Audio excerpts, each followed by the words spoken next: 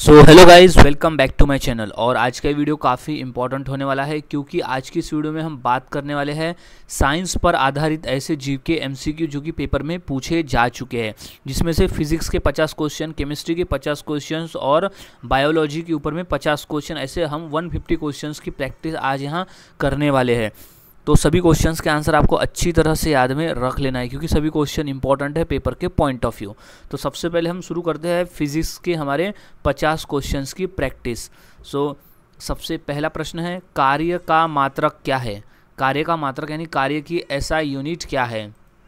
उसका सही जवाब है ऑप्शन नंबर ए, जूल। कार्य का जो एसआई मात्रक होता है वो होता है जूल में। अगला सवाल है, प्रकाश वर्ष मात्रक है, यानी प्रकाश वर्ष किसका मात्रक है, किसकी यूनिट है? वो है दूरी की यूनिट। ऑप्शन नंबर ए इसका सही जवाब हो जाएगा। प्रकाश वर्ष जो है वो दूरी की यूनिट है, उसका मात्रक है।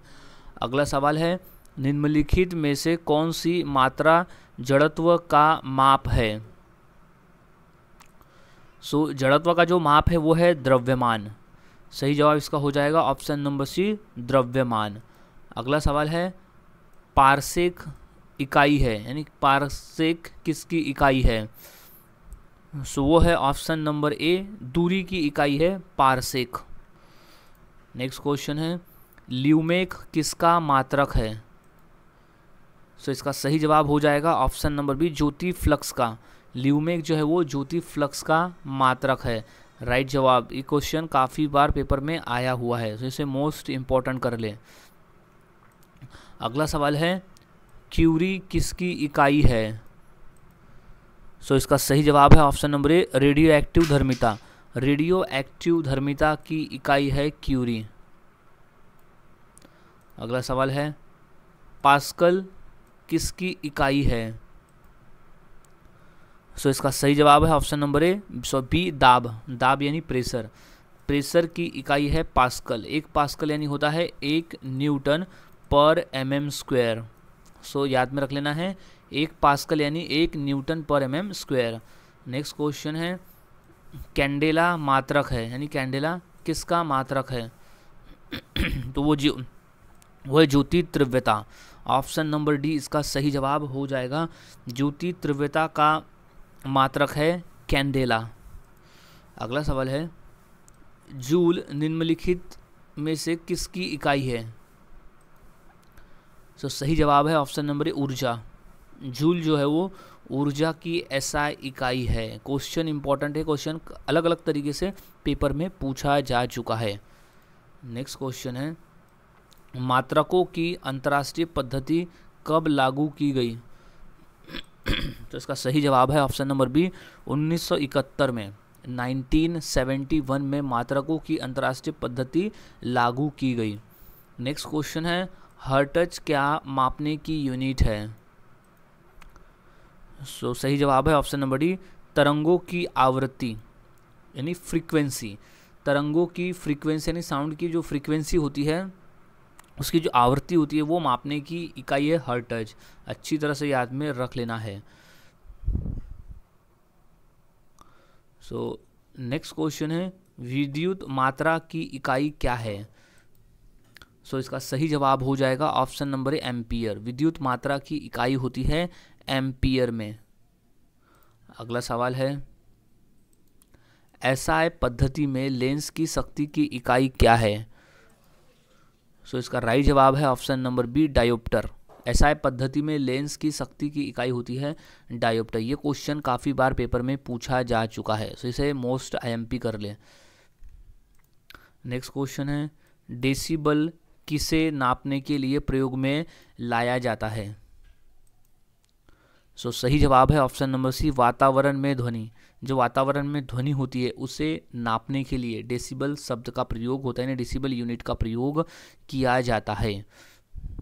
नेक्स्ट क्वेश्चन है, एम्पियर नापने की इकाई है करंट। करंट नापने की इकाई जो है वो एम्पियर होती है। याद में रख ले, एम्पियर जो यूनिट है वो है करंट को नापने की। नेक्स्ट क्वेश्चन है, जल में तैरना न्यूटन की गति के किस नियम के कारण संभव है? सही जवाब है ऑप्शन नंबर सी, तृतीय नियम। जल में तैरना न्यूटन गति के तृतीय नियम के कारण संभव है। नेक्स्ट क्वेश्चन है, किस तापमान पर जल का घनत्व अधिकतम होता है? सही जवाब है option number D, 4 degree Celsius पर जल का घनत्व अधिकतम होता है। नेक्स्ट क्वेश्चन है, हम दलदली सड़कों पर क्यों फिसलते हैं? सही जवाब है ऑप्शन नंबर सी, घर्षण की कमी के कारण हम दलदली सड़कों पर फिसलते हैं। नेक्स्ट क्वेश्चन है, वॉशिंग मशीन का कार्य सिद्धांत क्या है? सही जवाब है ऑप्शन नंबर सी, अपकेंद्रण। अपकेंद्रण होता है वॉशिंग मशीन के कार्य का सिद्धांत। नेक्स्ट क्वेश्चन है, पेंडुलम को चंद्रमा पर ले जाने पर उसकी समयावधि में क्या फर्क आएगा? उसकी जो गति है वो बढ़ेगी। ऑप्शन नंबर डी इसका सही जवाब हो जाएगा। पेंडुलम को चंद्रमा पर ले जाने पर उसकी जो समयावधि है वो बढ़ती है। नेक्स्ट क्वेश्चन है, साबुन द्वारा निर्मलन का क्या सिद्धांत है? इसका सही जवाब है ऑप्शन नंबर ए, पृष्ठ तनाव यानी सरफेस टेंशन होता है साबुन द्वारा निर्मलन का सिद्धांत। अगला सवाल है, वर्षा की बूंद का आकार गोलाकार किस कारण से हो जाता है? इसका राइट जवाब है ऑप्शन नंबर बी, पृष्ठ तनाव की वजह से वर्षा की बूंद का जो आकार है वो गोलाकार हो जाता है। पृष्ठ तनाव यानी सरफेस टेंशन। नेक्स्ट क्वेश्चन है, जब शुद्ध जल में डिटर्जेंट डाला जाता है तो पृष्ठ तनाव यानी उसका जो सरफेस टेंशन उसमें क्या प्रभाव आएगा? उसमें प्रभाव आता है कि वो घट जाता है। जब शुद्ध जल में डिटर्जेंट को डाला जाता है तो वो घट जाता है, उसका जो सरफेस टेंशन होता है पृष्ठ तनाव होगा वो घट जाएगा। अगला सवाल है, साबुन को जल में घोलने पर पृष्ठ तनाव में क्या फर्क आता है? सही जवाब है ऑप्शन नंबर ए, घट जाता है। साबुन को जल में घोलने पर पृष्ठ तनाव जो है वो घट जाता है।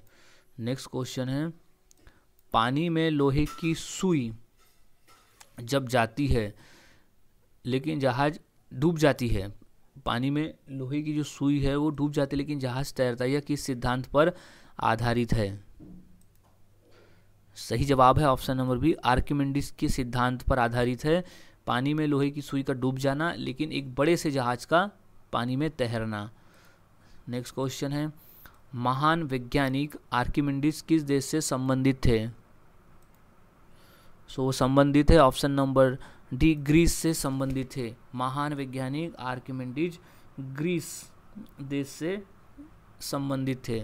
नेक्स्ट क्वेश्चन है, गुरुत्वाकर्षण के सार्वभौमिक नियम का प्रतिपादन किसने किया? इसका सही जवाब है ऑप्शन नंबर ए, न्यूटन ने किया था। गुरुत्वाकर्षण के सार्वभौमिक नियम का प्रतिपादन न्यूटन ने किया था। अगला सवाल है, घड़ी के स्प्रिंग में भंडारित ऊर्जा कौन सी है? वो है ऑप्शन नंबर बी, स्थितिज ऊर्जा। घड़ी के स्प्रिंग में भंडारित जो है वो स्थितिज ऊर्जा होती है। अगला सवाल है, दूध से मक्खन निकाल लेने पर दूध में क्या प्रभाव पड़ता है? तो इसका सही जवाब है ऑप्शन नंबर ए, दूध का घनत्व बढ़ता है। सही जवाब हो जाएगा, दूध से मक्खन निकालने पर दूध का जो घनत्व है वो बढ़ता है। नेक्स्ट क्वेश्चन है, इस्पात के गोले में पदार्थ की मात्रा उसका क्या होती है? उसका द्रव्यमान। ऑप्शन नंबर बी सही जवाब हो जाएगा, इस्पात के गोले में पदार्थ की मात्रा उसका द्रव्यमान होता है। नेक्स्ट क्वेश्चन है, वस्तु को गर्म करने पर उसके अणुओं में क्या प्रभाव पड़ता है? इसका सही जवाब है, उसकी चाल बढ़ जाएगी। ऑप्शन नंबर ए इसका सही जवाब हो जाएगा।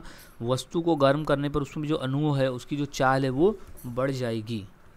अगला सवाल है, एसआई सिस्टम में तापमान की इकाई क्या होती है? वो होती है ऑप्शन नंबर ए, केल्विन। एसआई सिस्टम में तापमान की जो इकाई होती है केल्विन में। अगला सवाल है, इनमें से कौन ऊष्मा का मात्रक नहीं है? सही जवाब है option number D, degree Celsius. Degree Celsius जो है ऊष्मा का मात्रक नहीं है क्योंकि वो तापमान का मात्रक है। अगला सवाल, 1 किलो कैलोरी ऊष्मा का मान कितना होता है? तो वो है 4.2 इंटू 10⁻³ जूल होता है 1 किलो कैलोरी ऊष्मा का मान। नेक्स्ट क्वेश्चन है, बर्फ़ पर दाब बढ़ाने से उसका जो गलनांक है उसमें क्या परिवर्तन होगा? तो वो घट जाएगा। ऑप्शन नंबर ए इसका सही जवाब हो जाएगा। बर्फ़ पर दाब बढ़ाने से उसका जो गलनांक है वो घट जाएगा। नेक्स्ट क्वेश्चन है, विकिरण पायरोमीटर से कितना तापक्रम नापा जाता है? तो सही जवाब है option number D, 800 degree Celsius के ऊपर। विकिरण पायरोमीटर से 800 डिग्री सेल्सियस के ऊपर तापक्रम नापा जाता है। अगला सवाल है, निम्नलिखित तापमापियों में से किसे पायरोमीटर कहा जाता है? सो इसका सही जवाब है ऑप्शन नंबर बी, विकिरण तापमापी। विकिरण तापमापी को पायरोमीटर कहा जाता है। अगला सवाल है, ताप के सेल्सियस पैमाने पर परम शून्य ताप होता है -273 डिग्री सेल्सियस। नेक्स्ट क्वेश्चन है, केल्विन मान से मानव शरीर का सामान्य ताप कितना है? सो वो है ऑप्शन नंबर डी, 310। केल्विन मान में मानव शरीर का जो तापमान होता है वो होता है 310। नेक्स्ट क्वेश्चन है, न्यूनतम संभव ताप कितना होता है? तो सही जवाब है ऑप्शन नंबर ए, -273 डिग्री सेल्सियस होता है। याद में रख ले, न्यूनतम संभव तापमान जो होता है वो होता है -273 डिग्री सेल्सियस। नेक्स्ट क्वेश्चन है, निम्नलिखित में से कौन ऊष्मा का सर्वोत्तम चालक है? सही जवाब ऑप्शन नंबर बी, पारा। ऊष्मा का सर्वोत्तम चालक होता है पारा। दिए गए ऑप्शन में से जल, लकड़ी, चमड़ा और पारा, तो इसमें से जो पारा है वो ऊष्मा का सर्वोत्तम चालक है। अगला सवाल, निम्नलिखित में से कौन ऊष्मा का सबसे अच्छा सुचालक है? सो वो होता है समुद्र का पानी। समुद्र का पानी जो होता है वो ऊष्मा का सबसे अच्छा सुचालक होता है दिए गए ऑप्शन में से। नेक्स्ट क्वेश्चन है, थर्मल फ्लास्क के आविष्कारक कौन है? तो सही जवाब है ऑप्शन नंबर ए, डीवार। डीवार जो है वो थर्मल फ्लास्क के आविष्कारक है। अगला सवाल है, द्रव से वाष्प में पदार्थ के अवस्था परिवर्तन को क्या कहते हैं? सो उसको कहा जाता है वाष्पन। द्रव से वाष्प में पदार्थ की अवस्था को जो परिवर्तित होती है उसे वाष्पन कहते हैं। नेक्स्ट क्वेश्चन है, ठोस से द्रव में पदार्थ के अवस्था परिवर्तन को क्या कहते हैं? सो उसे कहा जाता है गलन। ठोस से द्रव में पदार्थ के अवस्था परिवर्तन को गलन कहा जाता है। अगला सवाल है, किस द्रव का वाष्पीकरण होने से उसका तापमान, यानी किसी भी द्रव का वाष्पीकरण होने से उसका तापमान क्या होगा? उसका तापमान घटेगा। ऑप्शन नंबर 20 का सही जवाब हो जाएगा। अगर किसी द्रव का वाष्पीकरण होने से उसका जो तापमान है वो घटता है। नेक्स्ट क्वेश्चन है, ठोस कपूर से कपूर वाष्प बनने की प्रक्रिया को क्या कहते हैं? तो सही जवाब है ऑप्शन नंबर डी, ऊर्ध्वपातन। ठोस कपूर से कपूर वाष्प बनने की प्रक्रिया को कहा जाता है ऊर्ध्वपातन। नेक्स्ट सवाल है, ध्वनि का तत्व यानी पिच किस पर निर्भर करता है? सो इसका सही जवाब है ऑप्शन नंबर ए, आवृत्ति। आवृत्ति, ध्वनि का तत्व जो पिच है वो है आवृत्ति पर निर्भर करता है। अगला सवाल है, ध्वनि या ध्वनि प्रदूषण को किस में मापा जाता है? सो इसका सही जवाब है ऑप्शन नंबर सी, डेसिबल में। ध्वनि या ध्वनि प्रदूषण को डेसिबल में मापा जाता है। अगला सवाल है, निम्न में से किसके द्वारा सबसे अधिक ध्वनि प्रदूषण होता है? सो इसका सही जवाब हो जाएगा ऑप्शन नंबर डी, हवाई जहाज़ की उड़ान भरना। जब हवाई जहाज़ उड़ान भरता है तो सबसे ज़्यादा ध्वनि प्रदूषण होता है दिए गए ऑप्शन में से, जैसे गाड़ी मोटर चलाना या मोटर गाड़ी, रेलवे इंजन, पॉप म्यूज़िक और हवाई जहाज़ से उड़ान भरना।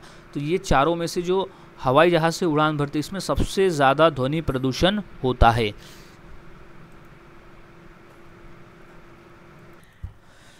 सो अब हम बात करते हैं केमिस्ट्री पर आधारित ऐसे 50 इम्पोर्टेंट जीके एमसीक्यू जो कि पेपर में पूछे जा चुके हैं। सो सबसे पहला है 2 या 2 से अधिक शुद्ध पदार्थों को किसी भी अनुपात में मिला देने पर वह क्या बनता है? सो वो बनता है मिश्रण। 2 या 2 से अधिक शुद्ध पदार्थ को आपस में मिलाने पर, यानी कि किसी भी अनुपात में मिलाने पर उसका तैयार होता है मिश्रण। नेक्स्ट क्वेश्चन है, ऐसे तत्व जिनमें धातु और अधातु के गुण पाए जाते हैं वो क्या कहलाते हैं? सो उन्हें कहा जाता है ऑप्शन नंबर बी उपधातु। ऐसे तत्व जिनमें धातु और अधातु के गुण पाए जाते हैं उसे कहा जाता है उपधातु। अगला सवाल है, कौन सी धातु विद्युत की कुचालक है? यानी दिए गए ऑप्शन में से कौन सा धातु है जो विद्युत का कुचालक है? तो सही जवाब है option number C lead. Lead जो होता है वो कुचालक होता है। नेक्स्ट क्वेश्चन है, निम्न में कौन सा एक यौगिक है? तो सही जवाब है ऑप्शन नंबर डी अमोनिया। दिए गए ऑप्शन में से अमोनिया जो है वो एक यौगिक है। नेक्स्ट क्वेश्चन है, कौन सा पदार्थ पृथ्वी में तीनों अवस्थाओं में पाया जाता है? तो इसका सही जवाब है ऑप्शन नंबर ए पानी। पानी एक ऐसा पदार्थ है जो कि हमारे पृथ्वी पर तीनों अवस्था में पाया जाता है, जो कि सॉलिड, लिक्विड और गैस तीनों स्टेट में पाया जाता है, ठोस, द्रव और गैस। नेक्स्ट क्वेश्चन है, स्टेनलेस स्टील एक मिश्र धातु है जबकि वायु एक क्या है? सो वायु एक मिश्रण है जो कि दो से अधिक शुद्ध तत्वों से मिलकर वायु बना है। नेक्स्ट क्वेश्चन है, निम्न में कौन सा तत्व है जो कि न तो तत्व है, यानी कौन सा एक ऐसा है जो कि न कि तत्व है और न ही यौगिक है? सो वो है वायु, क्योंकि वायु एक मिश्रण है, तो वो ना एक कोई तत्व है और ना ही कोई एक यौगिक है। नेक्स्ट क्वेश्चन है, पदार्थ के चतुर्थ अवस्था कौन सी होती है? सो चौथी अवस्था होती है प्लाज्मा। ऑप्शन नंबर इसका सी सही जवाब हो जाएगा। पदार्थ में जो चतुर्थ अवस्था होती है वो होती है प्लाज्मा। नेक्स्ट क्वेश्चन है, निम्न में कौन सा एक तत्व है? तो सही जवाब है ऑप्शन नंबर डी हीरा। हीरा जो है वो एक तत्व है दिए गए ऑप्शन में से। अगला सवाल है, निम्न में यौगिक कौन सा है? सो वो है option number D ammonia. Ammonia एक यौगिक है। राइट जवाब इज अमोनिया। अगला सवाल, शुद्ध तत्व कौन सा है? सो वो सही जवाब है option number C sodium. Sodium एक शुद्ध तत्व है। नेक्स्ट क्वेश्चन है, पदार्थ के परमाणविक सिद्धांत सर्वप्रथम किसने प्रस्तावित किया था? सही जवाब है option number B John Dalton. John Dalton ने परमाणविक सिद्धांत सबसे पहले प्रस्तावित किया था। अगला सवाल है, निम्नलिखित में से कौन एक अस्थायी कण है?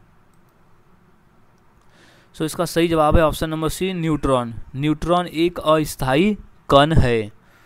नेक्स्ट क्वेश्चन है, परमाणु के नाभिक में कौन से कण होते हैं? सो इसका सही जवाब है ऑप्शन नंबर ए प्रोटॉन और न्यूट्रॉन। परमाणु के नाभिक में प्रोटॉन और न्यूट्रॉन कण होते हैं। नेक्स्ट क्वेश्चन है, परमाणु में कौन से मूल कण समान संख्या में होते हैं? सो सही जवाब है ऑप्शन नंबर बी इलेक्ट्रॉन और प्रोटॉन। ये जो दो मूल कण हैं वो समान संख्या में होते हैं। नेक्स्ट क्वेश्चन है, इलेक्ट्रॉन की खोज किसने की? सही जवाब है ऑप्शन नंबर थॉमसन। थॉमसन नामक वैज्ञानिक ने इलेक्ट्रॉन की खोज की थी। नेक्स्ट क्वेश्चन है, प्रोटॉन की खोज किसने की?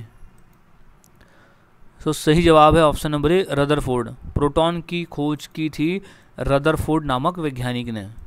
नेक्स्ट क्वेश्चन है, पॉजिट्रॉन के खोजकर्ता कौन है? सो इसका सही जवाब है ऑप्शन नंबर सी एंडरसन।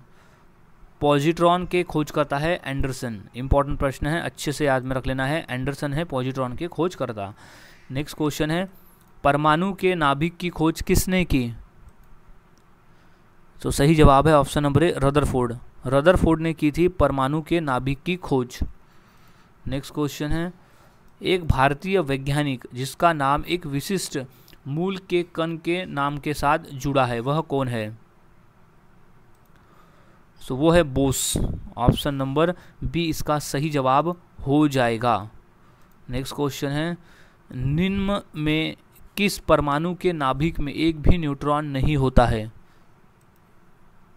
सो सही जवाब है option number B hydrogen. Hydrogen के नाभिक में यानी उसके परमाणु के नाभिक में एक भी न्यूट्रॉन नहीं होता है, याद में रख लेना है, हाइड्रोजन के नाभिक में।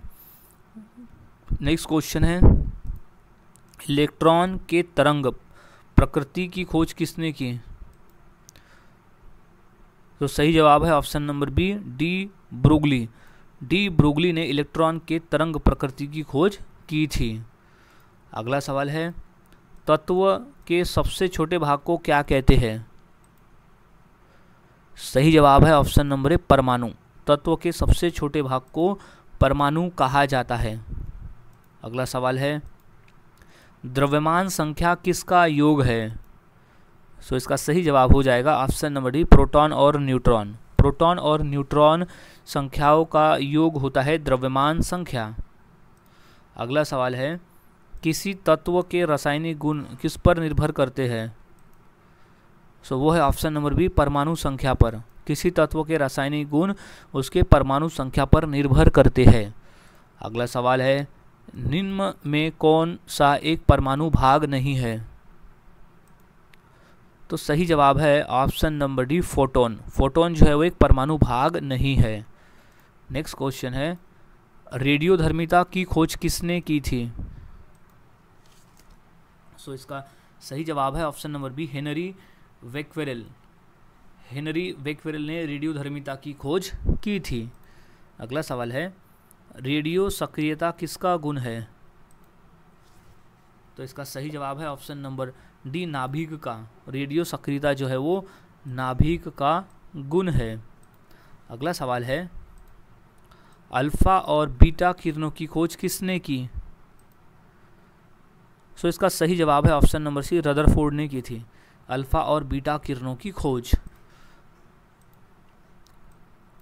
अल्फा किरणें क्या है? तो वो है option number B He++ ion. He positive ion से अल्फा किरणें। अगला सवाल है, अल्फा किरणों में उपस्थित आवेश कौन से हैं? सो वो है 2 इकाई धन आवेश। अल्फा किरणों में उपस्थित आवेश होते हैं 2 इकाई धन आवेश यानी धनात्मक आवेश। अगला सवाल है, बीटा किरणें किससे बनी होती है? सो इसका सही जवाब है ऑप्शन नंबर बी ऋण आवेशित कणों से।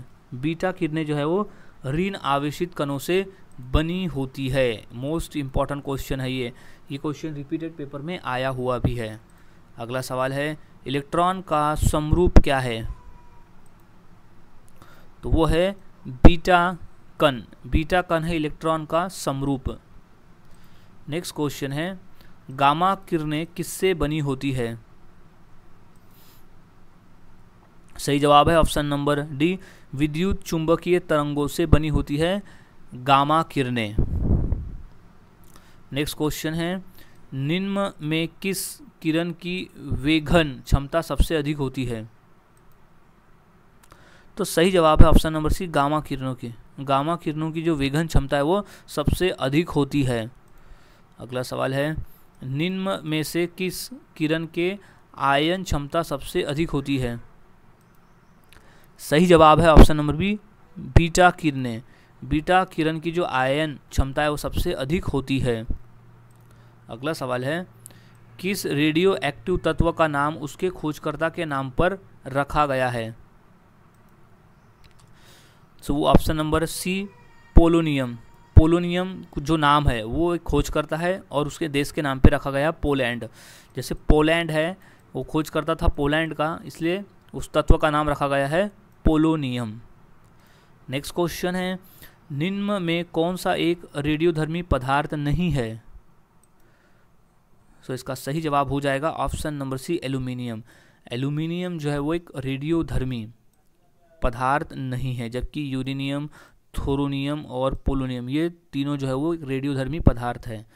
नेक्स्ट क्वेश्चन है रेडियो कार्बन डेटिंग से किसका निर्धारण होता है? सही जवाब ऑप्शन नंबर सी, जीवाश्म का निर्धारण होता है रेडियो कार्बन डेटिंग से। नेक्स्ट क्वेश्चन है परमाणु बम का आविष्कार किसने किया था? क्वेश्चन मोस्ट इंपॉर्टेंट है और ये क्वेश्चन रिपीटेड पेपर में आया हुआ भी है। सो इसका सही जवाब है option number C, Otto Hahn. Otto Hahn नामक वैज्ञानिक ने परमाणु बम का आविष्कार किया था।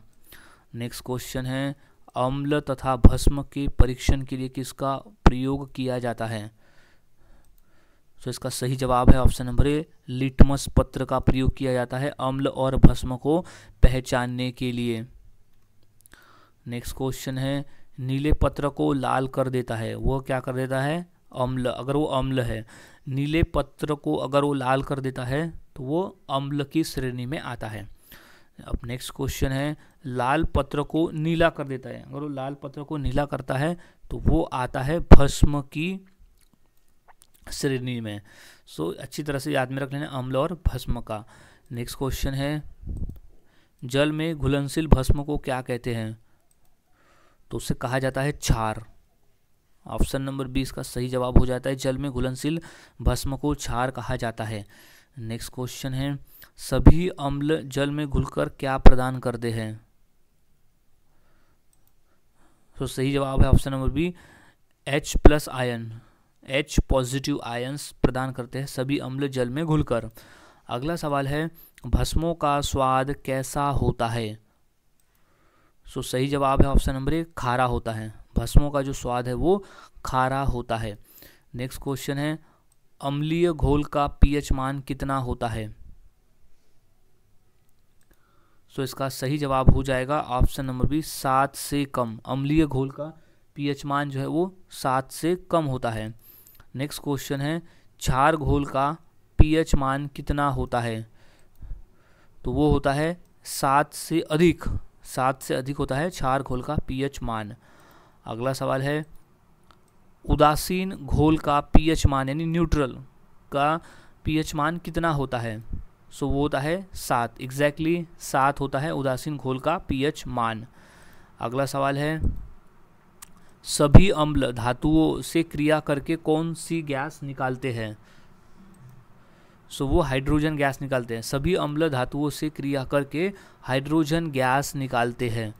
नेक्स्ट क्वेश्चन है सामान्य व्यक्ति के रक्त का pH मान कितना होता है? सो इसका सही जवाब हो जाएगा ऑप्शन नंबर सी, 7.4 का होता है। 7.4 होता है, यानी दोनों ऑप्शन 7.4 है लेकिन यह 7.4 नहीं है, 7.6 है। सो सही जवाब इसका हो जाएगा 7.4 होता है सामान्य व्यक्ति के रक्त का pH मान। सो गाइज अब हम बात करते हैं बायोलॉजी के ऊपर आधारित ऐसे 50 क्वेश्चन जो कि पेपर में पूछे जा चुके हैं। तो अब हम 50 क्वेश्चन की प्रैक्टिस करते हैं बायोलॉजी के ऊपर। नेक्स्ट क्वेश्चन है जीव विज्ञान के जनक यानी फादर ऑफ बायोलॉजी के नाम से कौन जाने जाते हैं? सो इसका सही जवाब है ऑप्शन नंबर ए, अरस्तु। जीव विज्ञान के जनक के नाम से जाने जाते हैं अरस्तु। नेक्स्ट क्वेश्चन है चिकित्सा शास्त्र का जनक किसे कहा जाता है? सो सही जवाब है option number C, Hippocrates. Hippocrates को चिकित्सा शास्त्र का जनक कहा जाता है। अगला सवाल है बॉटनी शब्द की उत्पत्ति किसने की, ऐसा कहा जाता है, यानी किसने की है? सो वो है ग्रीक। ग्रीक ने की है बॉटनी शब्द की उत्पत्ति। नेक्स्ट क्वेश्चन है फाइकोलॉजी में किसका अध्ययन किया जाता है? सो इसका सही जवाब है ऑप्शन नंबर ए, शैवाल का। फाइकोलॉजी में शैवाल का अध्ययन किया जाता है। अगला सवाल है फूलों के संवर्धन के विज्ञान को क्या कहते हैं? सो इसका सही जवाब है ऑप्शन नंबर बी, फ्लोरीकल्चर। फूलों के संवर्धन के विज्ञान को कहा जाता है फ्लोरीकल्चर। अगला सवाल है पुष्पों का अध्ययन क्या कहलाता है? तो सही जवाब है ऑप्शन नंबर ए, एंथोलॉजी। पुष्पों का अध्ययन कहलाता है एंथोलॉजी। नेक्स्ट क्वेश्चन है स्पर्मोलॉजी में किसका अध्ययन होता है? सो सही जवाब है ऑप्शन नंबर बी, बीज का। स्पर्मोलॉजी में बीज का अध्ययन किया जाता है। नेक्स्ट क्वेश्चन है एग्रोस्टोलॉजी में किसका अध्ययन होता है?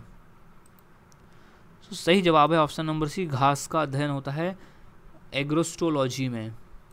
नेक्स्ट क्वेश्चन है, पीडोलॉजी में किसका अध्ययन किया जाता है?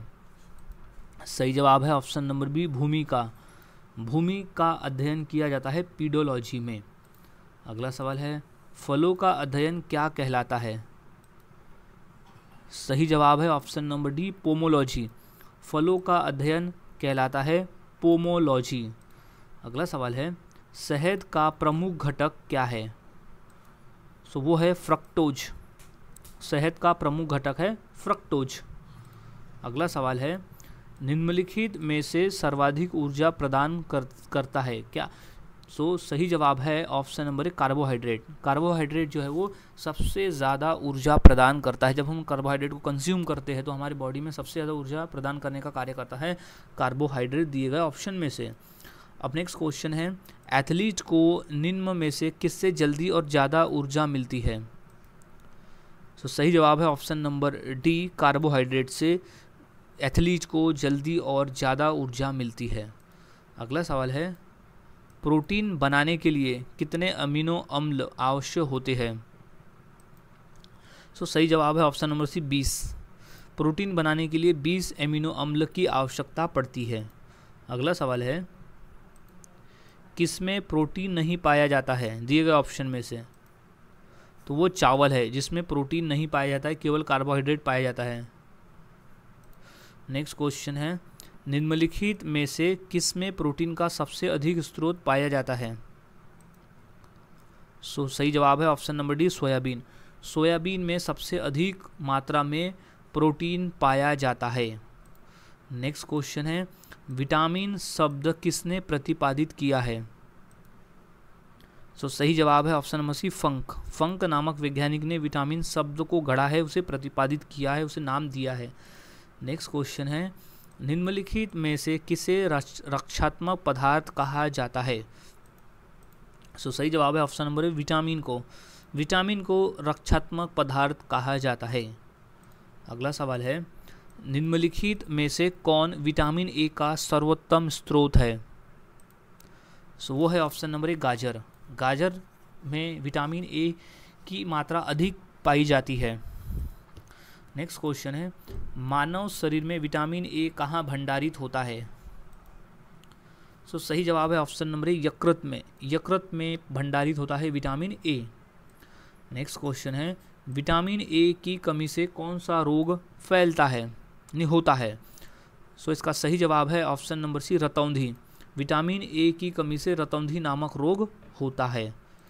नेक्स्ट क्वेश्चन है, विटामिन सी का सबसे अच्छा स्रोत कौन सा माना जाता है? सो वो है ऑप्शन नंबर सी, आंवला।